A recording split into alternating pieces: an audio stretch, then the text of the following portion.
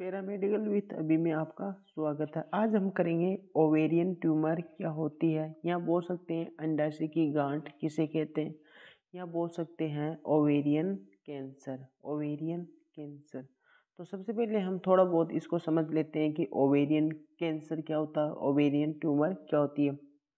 अगर हम बात करें एस्ट्रोजन या प्रोजेस्टेरोन, अगर एस्ट्रोजन की मात्रा ज़्यादा होगी एंड प्रोजेस्टेरोन की मात्रा कम होगी तो इसके कारण भी आपको क्या देखने को मिल सकता है, ओवेरियन ट्यूमर आपको देखने को मिल सकता है। अगर बात करें कितनी एज में ये ओवेरियन ट्यूमर आपको देखने को मिलता है, तो सबसे पहले हम बात करते हैं जैसे कि 13 से कम लड़कियों में ओवेरियन ट्यूमर देखने को मिल सकता है। या बात करें जो कि 35 अबव एज में, अगर बात करें 35 एज अबव में भी आपको ओवेरियन ट्यूमर देखने को मिल सकता है। हम ओवेरियन ट्यूमर को किन किन चीज़ों से हम देख सकते हैं, जैसे हम बात करें सीटी स्कैन होगी, अल्ट्रासोनोग्राफी होगी, या बात करें बायोप्सी होगी, सीबीसी होगी। बहुत सी ऐसी चीज़ें हैं जिसके द्वारा हम ओवेरियन ट्यूमर या ओवेरियन कैंसर का पता लगाया जा सकता है। अगर बात करें हम किस टेस्ट के द्वारा इसका पता हम लगा सकते हैं, तो जैसे कि हम बात करें CA-125 जो कि ब्लड टेस्ट होता है, इसके द्वारा हम क्या पता लगा सकते हैं, ओवेरियन ट्यूमर का पता लगा सकते हैं। तो सबसे पहले हम डेफिनेशन पढ़ते हैं, फिर जो भी आपके लिए मोस्ट नोट्स हैं एंड बोल सकते हैं जो कि आपके लिए इम्पोर्टेंट है, वो आपको एक एक पॉइंट के बारे में बताया गया है एंड एक एक पॉइंट के बारे में समझाया गया है। तो सबसे पहले आपको जैसे इस डायग्राम के बारे में बात करें तो ये डायग्राम तो आपको पता ही होगा कौन सा डायग्राम है। यहाँ आपको जो कि ओवरी देखने को मिलती है, तो यहाँ पर एक प्रकार से सिस्ट पाया जाता है, या बोल सकते हैं कि यहाँ पर कुछ गांठ हो जाती है, उसको हम क्या बोलते हैं, ओवेरियन ट्यूमर या ओवेरियन कैंसर। जिस प्रकार से इस डायग्राम में दिखाया गया है, ये गांठ आपको आसानी से दिख रही होगी, तो हम इसको ही क्या बोलते हैं, ओवेरियन ट्यूमर। तो सबसे पहले डेफिनेशन पढ़ते हैं। Ovarian tumour is a causes of gynaecological cancer, ये एक प्रकार का गायनोलॉजिकल कैंसर है that in the United States when Park incident in 1980, जो कि 1980 में सबसे पहले देखा गया था, क्या गायनोलॉजिकल कैंसर को देखा गया था। एंड आगे बात करते हैं हम, तो carefully physical examination ovarian tumour are difficult to detect because they are usually और इन पेल्विक। जिस प्रकार से हम बात करते हैं, जैसे पेल्विक की बात करें तो इसमें क्या देखने को मिलेगा, जो कि एपिथेलियम की बात करें, ओवरी की जो एपिथेलियम लेयर होती है वहाँ ओवेरियन ट्यूमर देखने को मिलता है।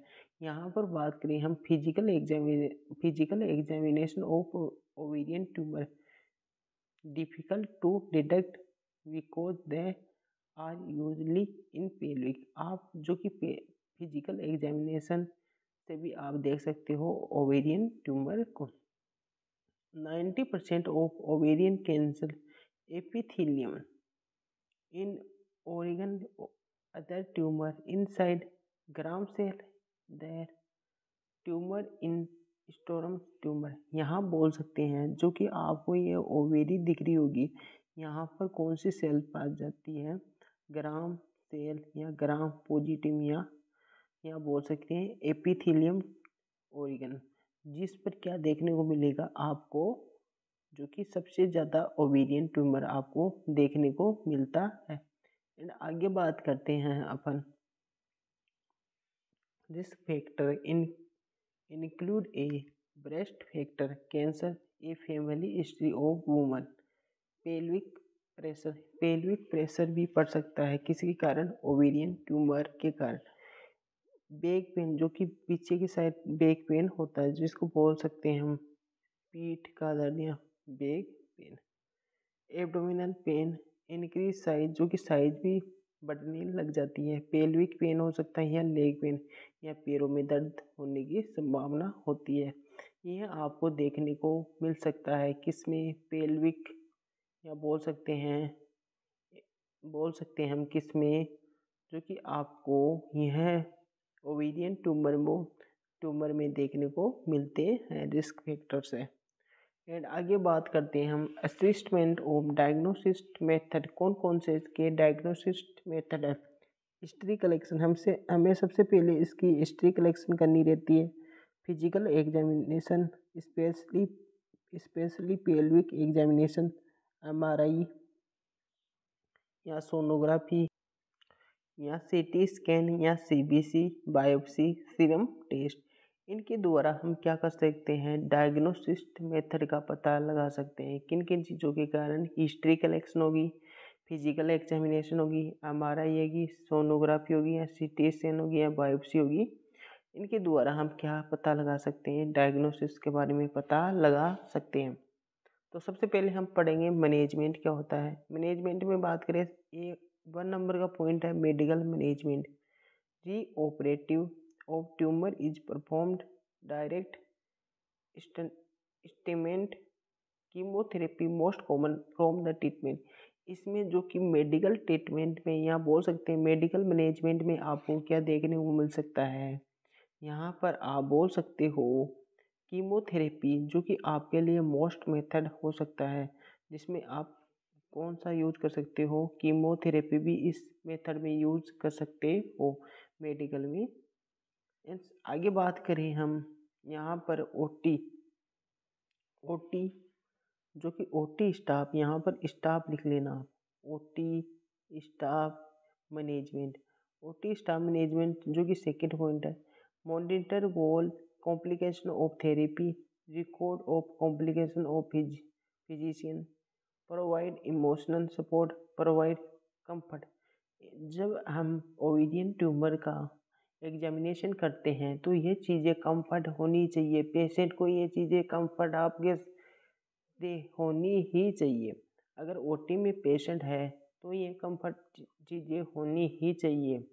प्रोवाइड बोल सकते हैं हम, प्रोवाइड इमोशनल सपोर्ट होना चाहिए, प्रोवाइड कंफर्ट होने चाहिए वहाँ पर वातावरण, या बोल सकते हैं कि ओटी स्टाफ वगैरह है वहाँ पर कंफर्ट होने चाहिए ओटी स्टाफ के साथ। या monitor wall complication of therapy होनी चाहिए, रिकॉर्ड कॉम्प्लिकेशन फिजिशियन होने चाहिए, जो कि फिजिशियन वगैरह भी होने चाहिए। एंड आगे बात करेंगे फिजियोलॉजिकल सिस्ट क्या होता है।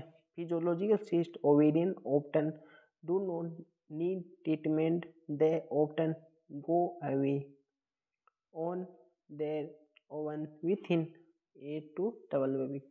अगर आपको ओवेरियन ट्यूमर है, फिजिस या बात करें हम फिजियोलॉजिकल में बात करें हम, तो हम ओवेरियन ट्यूमर की बात करते हैं। अगर आपको ओवेरियन फिजियोलॉजिकल ट्यूमर में देखने को मिलता है तो आपको 8 to 12 वीक जो कि वेट करना चाहिए, जो कि मैचुअल जो कि पीरियड्स होते हैं उसका वेट करना चाहिए। 1-2 या बोल सकते हैं हम 2 से 3 से लेके 4 पीरियड साइकिल के बाद ही हम जो कि ओवेरियन ट्यूमर ये ठीक हो जाता है, या बोल सकते हैं फिजिकल सिस्ट में यह ठीक हो जाता है। हमें जो कि 3 से 4 पीरियड साइकिल का वेट करना चाहिए, जिसमें यह फिजिकल सिस्ट ठीक हो जाता है। अगर हम आगे की तरफ बात करें तो आपको यहाँ पर आपको यहाँ पर पैथोलॉजिकल सिस्ट की बात करते हैं।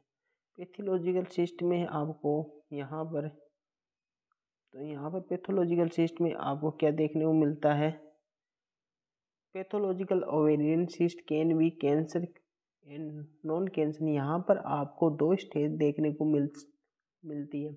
यहाँ पर अगर साइज ज़्यादा हो तो ओवेरियन ट्यूमर हो सकता है, जिसके द्वारा हम बोल सकते हैं कि इसमें ओटी या ऑपरेशन करवा सकते हैं।